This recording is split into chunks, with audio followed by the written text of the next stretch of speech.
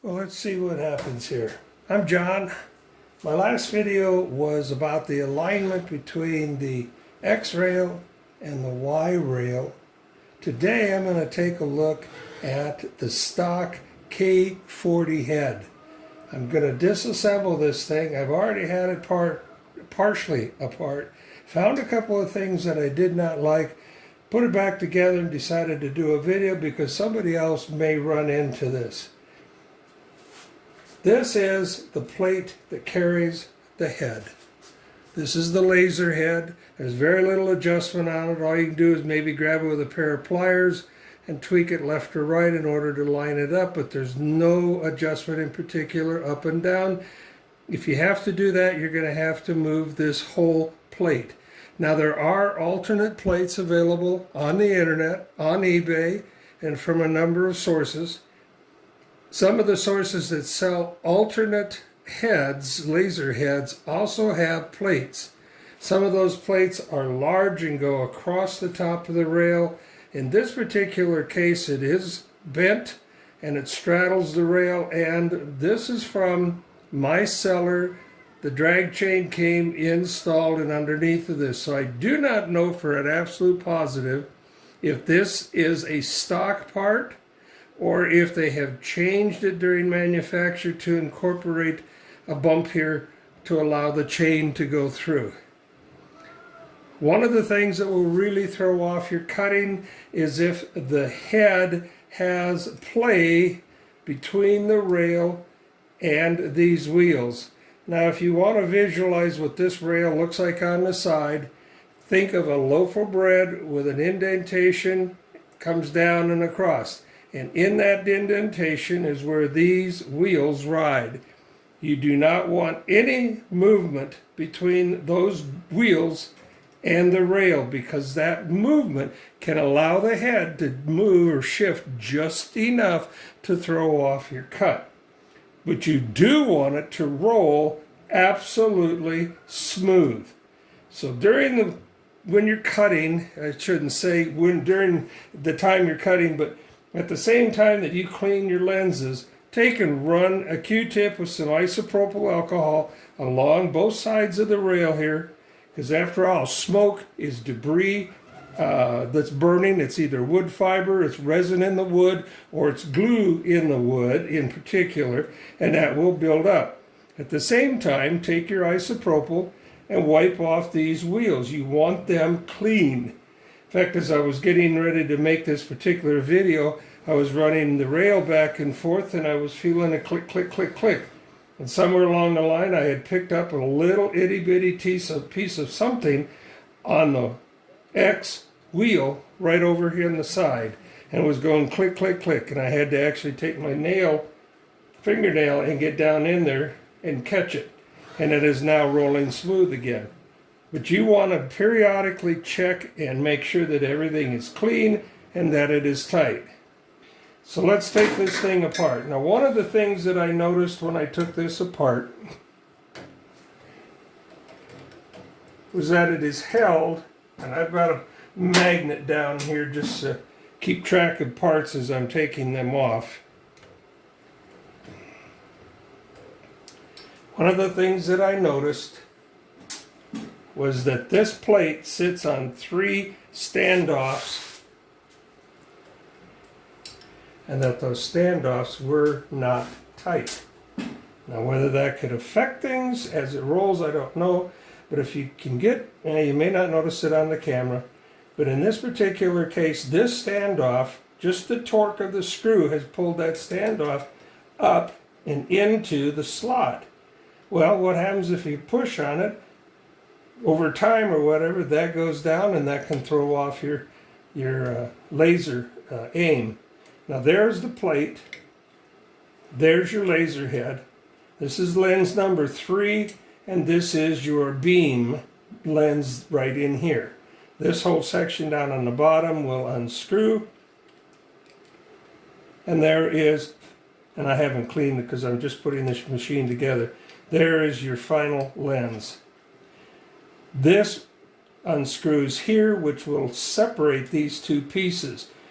If you do that, be very careful because you will immediately lose your beam alignment. So if you had it aligned, and if you take this apart for some reason, make sure that you mark it. What you might do is take a fine tip, draw a line around here, and then another something scratch on the lens holder, okay, and also on the plate, so that when you put it back together, you've got the circle line to align, and you also have a tick mark as to where they go within that hole. This particular one came from the seller or the manufacturer, and it has a spotter LED on here already, so that is the beam or where that attaches. We're going to set that aside because there's nothing in there that I really want. Now this is what I really wanted to show you today, was that these are not tight. For one thing, I don't know whether that would affect things long term, but they are not tight. And actually today what's going to happen is that I'm going to use some blue Loctite thread locker on those. Blue is temporary. It is never ever use red thread locker. Red is permanent. If you do that, it bonds so well that you will actually twist the threads right off of the bottom of this before you get it to unscrew. Red is permanent and it works really, really well. They use it on all kinds of mechanicals where they do not want things to come apart. In fact, if you're doing an engine with it, they say that you actually have to use heat to cause that thread locker to break loose. Now, these 4 wheels are held on by little hex head cap screws right here. There's nothing really secret about the wheels. Each wheel has got a bearing in it so that they will rotate freely. And I'm not going to take out the studs that these things are mounted on. So bear with me. This is a 2mm, by the way. And sometimes they fall off or you have to work a little bit to get them off. But there is your guide wheel. There's a bearing inside. Now here's the catch with that, all right? Underneath of here, actually not a catch with the wheels, although be very careful because the wheels are actually set in place with a grub screw or a set screw here. Now, these posts are eccentric, not eccentric, but eccentric. What that means is that the stud that is going down into here is actually offset. Let me see if I can give you an idea here. If this was the top piece we're looking at, normally you would have a stud that came through about like this. What they have done is that they have offset that so that as they turn that stud, it will actually cause this movement to go in or out in a kind of an elliptical circle. It allows you then to adjust the tension between the wheel and the X rail. If it's too loose, you got a problem. You're going to have to break everything loose in here, tighten these guys down a little bit so that it takes the movement of this out of it. Tighten down your screws again. But these are eccentric and they turn in a lopsided circle, if you will, so that you can adjust the tension between the wheel and the rail. Underneath of here, it's pretty simple, but it's difficult to get at. And I don't know that the camera is going to show this real well, but this is where the X belt is attached. If you ever have to replace the X belt, this is what you're going to break loose right here. String the belt, pull it back in here, make sure you back off the tension. String the belt, tighten it down, remount everything like about yay, and then you can retighten your tension screw down here for running. Now let me put these guys back in and I'll show you what I'm going to do as far as some thread lock. Now this is a little bit of a game trying to get all four of these things to lock on because, as I said, there's very little slack, which is exactly what you want. The flip side is that very little slack makes it a little bit difficult to get things to mount up.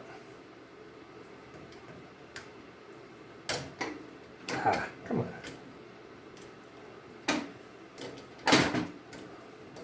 So bear with me here a moment. I know I've done it, so I should be able to redo it. It's just a matter of holding my tongue and my fingers and everything in the proper order. Now, those guys are back on. So what I'm going to do is I'm going to take and put these cap screws back down in.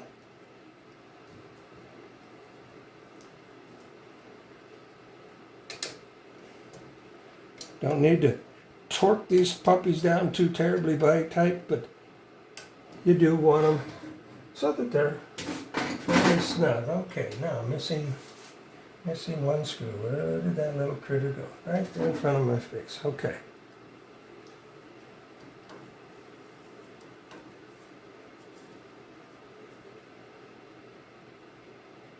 Now the carriage itself is back in together. Run it back and forth. You should not feel any catch of any kind. If there's a catch, feel it lightly with your fingers. If there's a catch, stop, find out why, and fix it. Secondly, you'd want almost no wiggle or wobble in this carriage unit. Anything that you get in here is going to be magnified by your laser, particularly on your X movements. The Y is dependent on this wheel and this rod here. So anything that catches on the X rail, you are going to notice it particularly on X movements where your line may jog, okay? Actually, you'll probably even notice it on the Y, especially if you're like doing a raster or something along that line.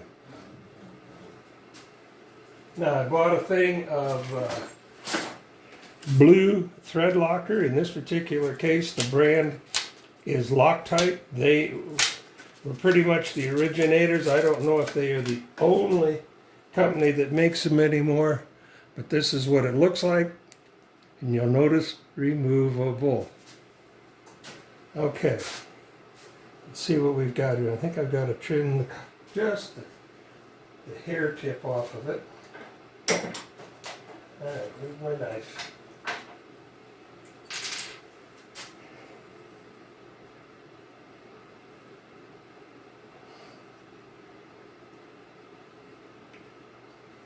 Not enough. I'm not sure how far down we have to go in order to expose the line.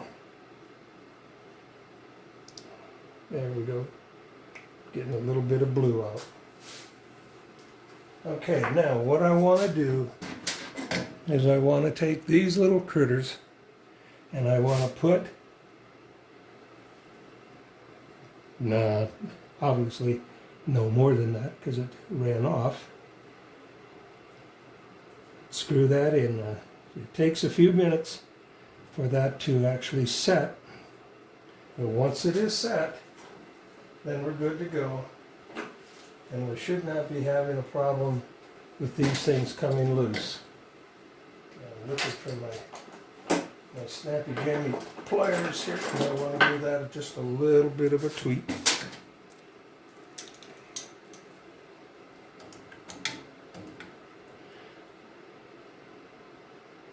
Not super tight, just snug. Here again, just a little dab is going to do me. If you get a little bit too much, no problem, shake it off.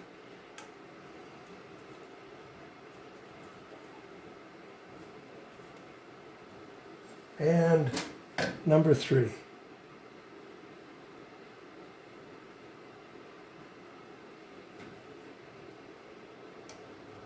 Now what this should do for me is lock these little guys in. As soon as I get them screwed down here. Now the only other place that I would recommend using thread locker, and I'm going to do it, I did not do it when I had the when I did the last video, but I am going to do it before I totally close up everything. Come on.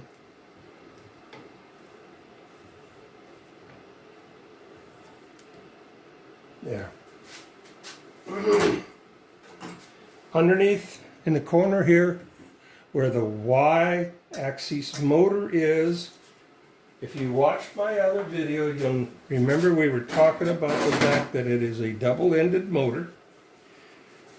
One end comes out and goes to the far right side over here, which is where the Y-axis belt is underneath it here, and of course then the other end comes over here. But underneath it here is a coupling. And it couples the motor to a drive, a drive shaft that goes across. It's got 8 grub screws or set screws in there. Some people call them grubs, some people call them set. I think there's 8 of them in there. Anyway, I am going to pull this plate off, and I'll show you what I'm referring to.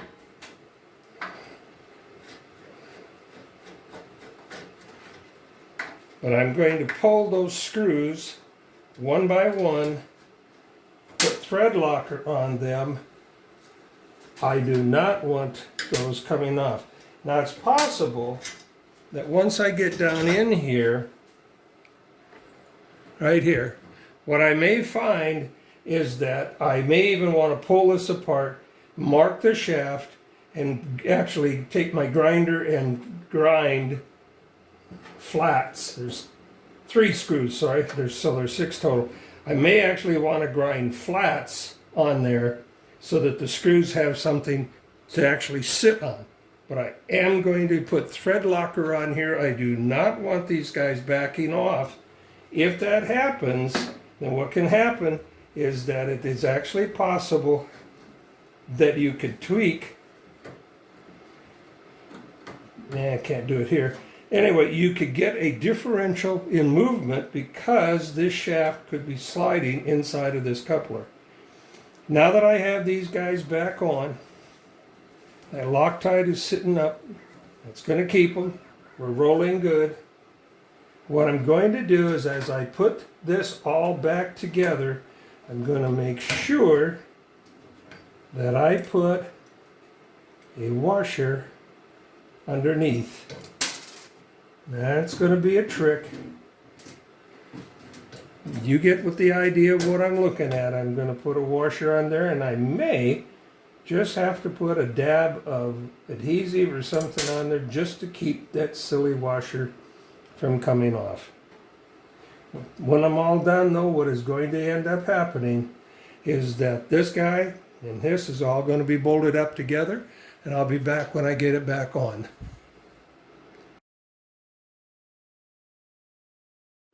Okay, let's see what we can do. In this particular case, I am going to change washers from what came with this to a different style washer. This is the screw that originally came in the head. And this is the washer that came in the head. And I'm going to go to this style washer, which is just a standard old American cut steel washer, because it has a slightly smaller head and it will fit a little tighter. The second thing that I'm going to do is I am going to change to a 2.5 millimeter cap screw, hex head cap screw.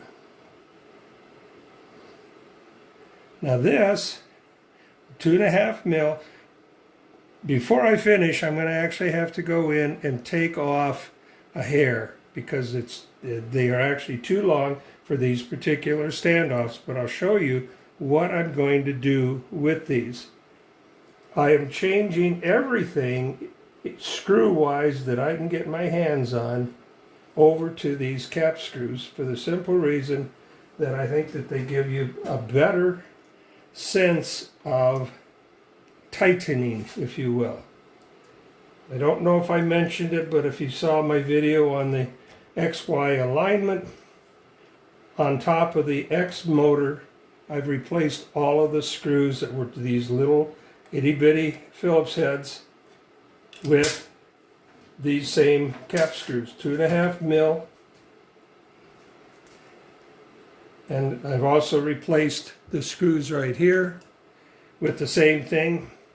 And as I go, if I need more, I will get more. But I think I'm pretty well run out of everything that I'm going to change as far as those are concerned. So now what I have that goes into my goodie box are 3 2.5 mil screws that I'm not going to use. By the way, what I have found when you're messing around with this stuff is, number one, keep a little magnet down in here. It catches your parts as you're doing them. Secondly, if you've got a pill bottle, peel the label off of the thing, whatever. It is a great place to put all the miscellaneous nuts, bolts, screws, and etc. that you take out of here. So now we are back together, with the exception of the Y that I'm going to do. And that's it. Now, like I said, some heads, when you replace the laser head, they will come with a larger top plate. Most of the heads for the K40 just simply replace here, or have a mechanism for doing it. But at any rate, this is what you're looking at as far as a K40 X carriage. Now this is loose because I don't have these screws tightened down. But like I said, carefully run that back and forth. Carefully run your Y back and forth. If I hadn't been going slow, I would not have caught the fact that something got trapped up underneath of that wheel. I've been doing some metal work. I added a water flow sensor and so on and so forth. And it looks like I probably got a little itty-bitty piece of metal in there. I caught it, because it can definitely mess you up. If it gets embedded in the wheels, it can definitely slow you down. It can cause problems. But this is what I wanted to show you. Remember that underneath here is where your Y belt or your X belt comes in. It goes in and it's attached. Your tension's over here. The motor's over on the right end, or the left end rather. These are 2.5 mil cap screws that I have replaced all of those little itty-bitty Phillips head screws with. Replaced the washer both underneath and top side, so that when I tighten this thing down, I've got good solid strength going all the way from the top down to the bottom plate. Those standoffs with that blue Loctite or blue thread locker in there are no longer going to give me any kind of a worry for that. I'm John. I hope that you got something good out of this video. If you liked it, please click the like button so that I know that, hey, somebody enjoyed it, somebody got something out of it. At any rate, y'all have a great time. Keep lasering. Take care.